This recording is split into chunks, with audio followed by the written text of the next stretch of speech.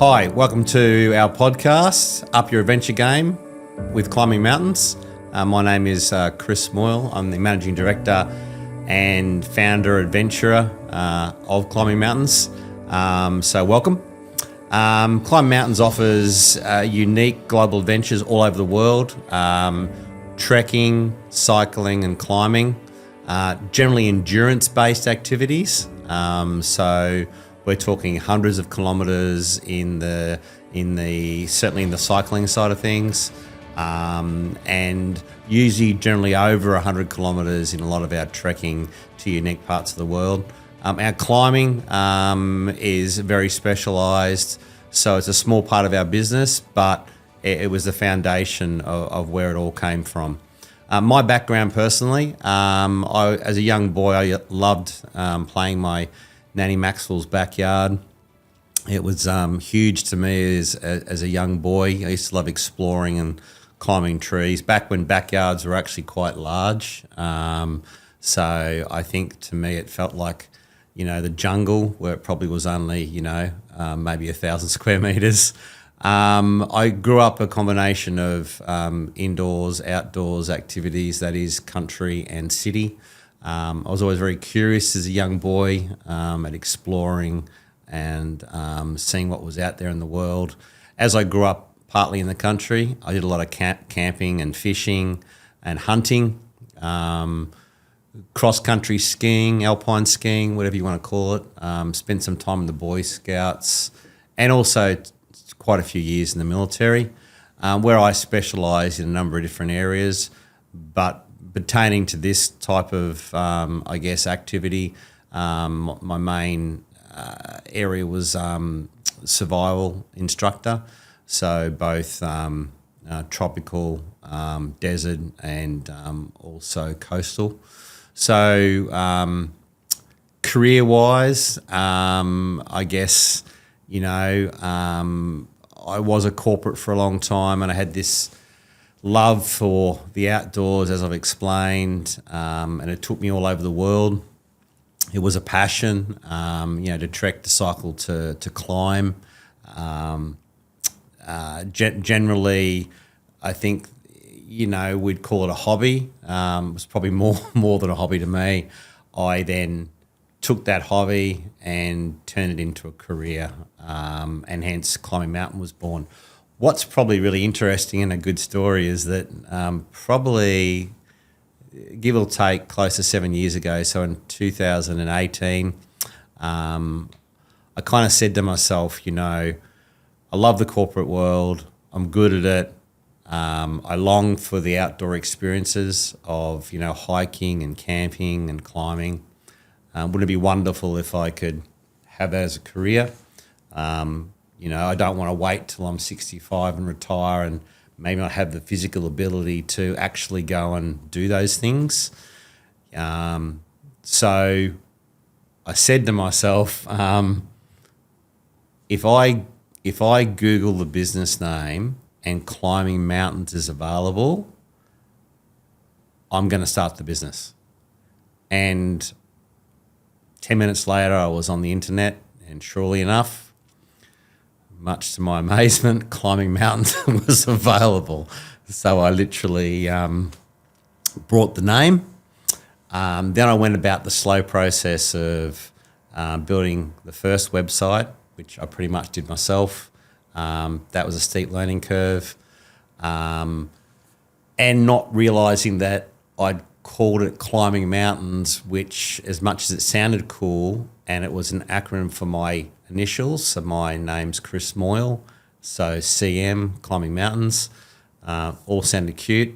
But then, of course, when I went to try and use it from a, search engine optimization point of view or from a business point of view, they were common words. So that took a little bit of getting around, but, that's how it all came about. It started off as a really kind of like a passive income for a while. It was a part-time gig that grew into full-time.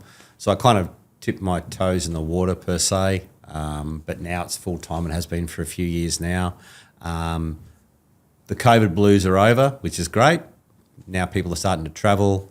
The price of flying has come down, which I think helps us a lot. A funny thing to note is that pre-COVID, when you thought about doing, one of our adventures, we were the main cost. Nowadays, it's often the flight just to get to those locations, especially if you come from Australia and New Zealand. Our clients come from all over the world. They literally, I think the last Camino that I personally took, we had a lady from Mexico, we had a lady from Canada, the US, a British lady that was now living in Perth gentleman, Italian. So, we do draw from everywhere. Their flights within Europe for European adventures is obviously quite easy. We're the other side of the world, us Australians and New Zealanders, so therefore it is a big consideration flight-wise and generally a lengthy period of time. So we try and create tours that, and I'll give you a great example, would be Kilimanjaro, 5 lovely ladies from Sydney. We took them to Kilimanjaro. Well, a couple are from Queensland, but the majority are from New South Wales. We took them to Kilimanjaro, and then afterwards I went to Zanzibar because it's a long way to go for just, 10 days or 14 days. Your miles will go for a few weeks to get the most out of it. That's what we have to do. Obviously, if you live in Europe, it's easy enough to 2-hour flight to fly from, Ireland to Spain, for an example. The Camino is where I really, decided that I really wanted to push hard on the business. I walked the Camino, met some wonderful people. The Camino I'm referring to, because Camino in Spanish means path, the Camino de Santiago, the way of St. James, the Camino Francais. These are all the same adventure, the same experience. It starts in Saint-Jean-Pied-de-Port in France, and it goes all the way across Spain to Santiago de Compostela. But where you start from, you cross the Pyrenees Mountains into Roncesvalles, into Spain, and away you go. It's a huge journey. It's 779.5 kilometres. It's a half marathon every day, which sounds almost unachievable, but it is achievable.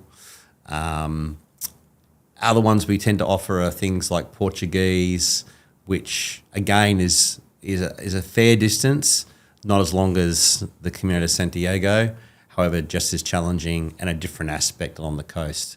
So me walking the Camino, talking with people, asking them what they thought about my idea to turn my business from, a side hustle to something huge and dynamic and a full career, something I did every day.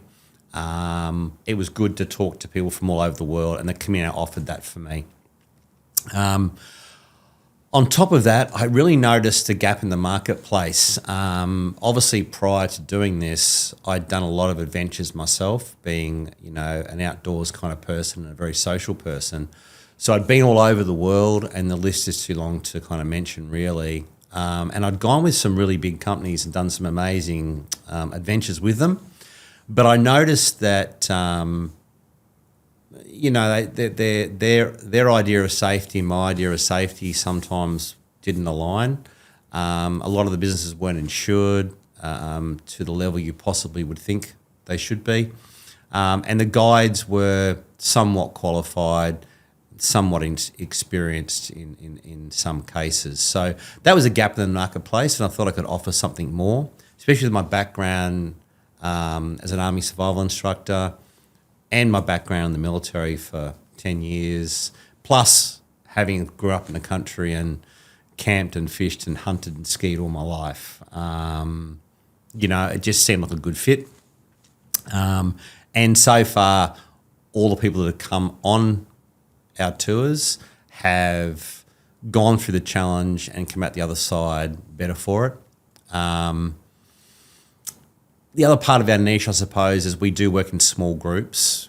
We generally have, 2, 6, 8, 12, I think is one of our biggest.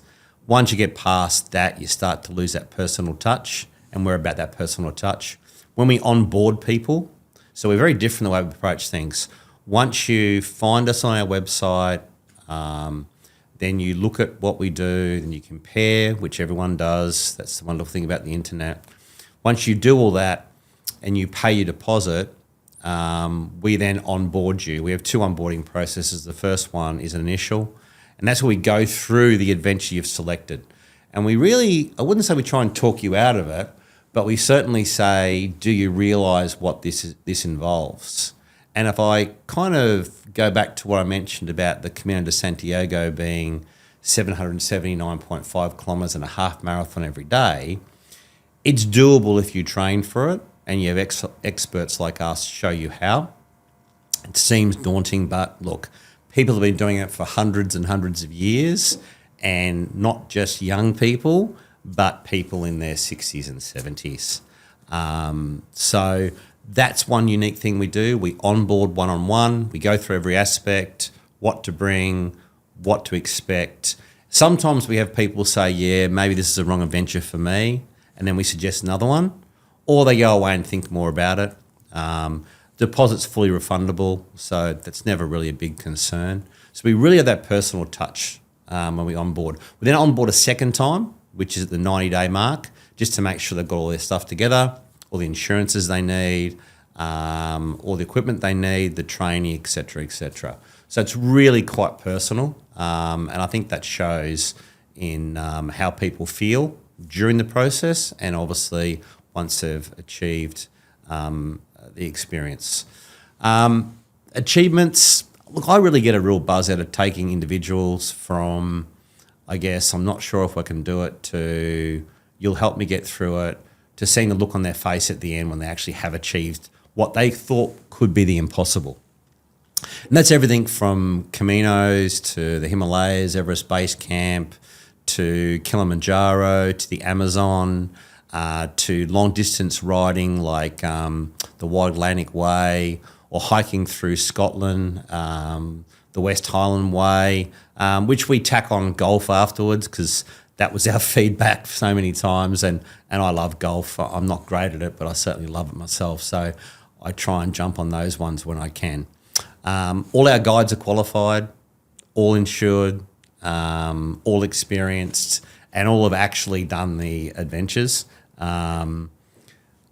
That's one thing we do pride ourselves on. If I have a guide go on an adventure that they haven't done, I will go along and support, so that our clients do have that feeling that there is experienced people that know where to go, and all the little, bits and pieces that'll turn potentially a good adventure into a great adventure. You need that kind of experience and expertise. Short term for the business, like we're really looking at new adventures constantly as the market changes. I was only saying to a good friend the other day that I'm really amazed at how much females have really stepped into kind of our space. Our space, I mean by the adventure space. I would say arguably 65% of our clients are females. It's great to see, and it's great to see how tough they are.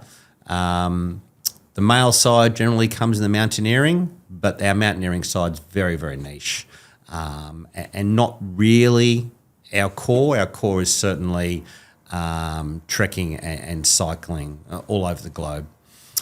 We have some exciting stuff coming on board. We've got Colombia coming on this year. Egypt's just gone live. Egypt looks amazing. Climbing Mount Sinai, Moses, for those that have read the Bible. We are skydiving across the pyramids in Giza, cruising down the Nile, and I've got goosebumps just thinking about how amazing that adventure will be. Look, from our perspective, you jump on with climbing mountains. Let's explore the world together. We'll share our knowledge. We'll make it easy for you, hassle-free. And that's what you get when you have a tour operator like us that have, experience and want to see you have a great time. So if you're interested, and want to up your adventure game, subscribe to our podcasts, visit Climbing Mountains on the web, or follow us on our Instagram, climbing_mountains_adventures. Thanks for listening, and I look forward to talking to you next episode.